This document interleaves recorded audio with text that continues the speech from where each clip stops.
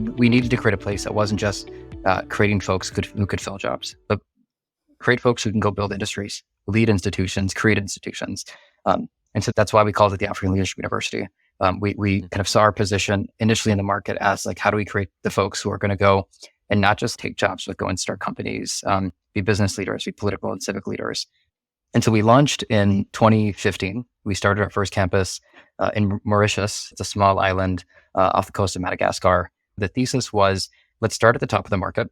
If you think about like Tesla's master plan, you start with something expensive that's for the top of the market, and then you work your way down. And so we're like, okay, we'll build something that kind of resembles a university. Well, resembles a university. So it's familiar enough to a consumer where it's like, okay, it's like an experience. I'm going somewhere for 3 to 4 years. I get a degree at the end of it.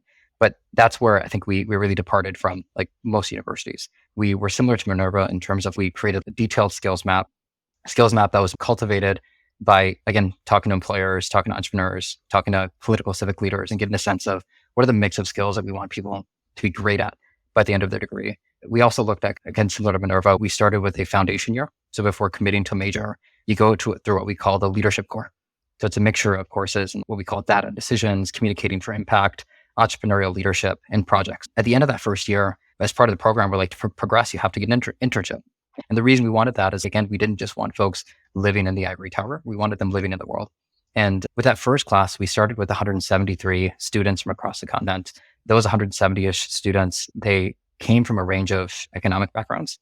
Some wouldn't be able to get on a plane if we didn't get a ticket for them. Some from very affluent backgrounds, sons and daughters of political or business elites.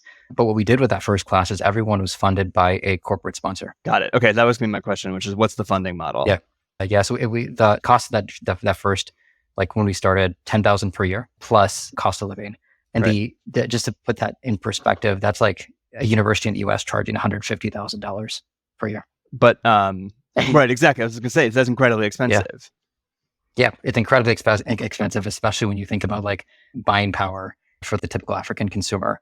That's why I think our thesis was startup market. And so we had some families that could easily pay that. They were already sending their kids to Europe or the US. For them, it's okay. Like this is actually in some respects a discount.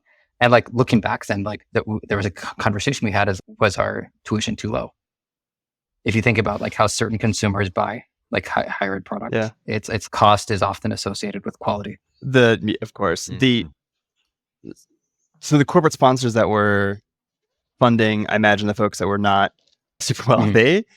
What was the reason for that? Was it just like nonprofit, public good, or was there like and then you'll get interns at the other side, or some sort of kind of workforce partnership? It wasn't CSR.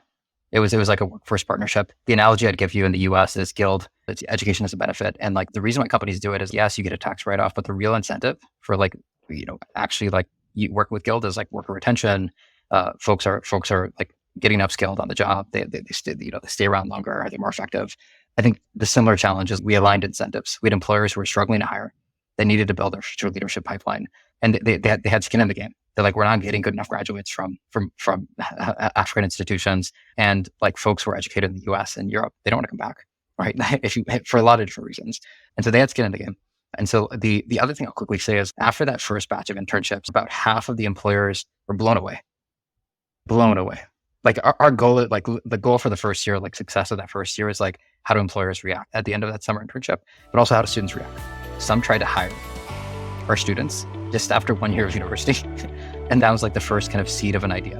What if we just spun out that first year core into like a standalone bootcamp?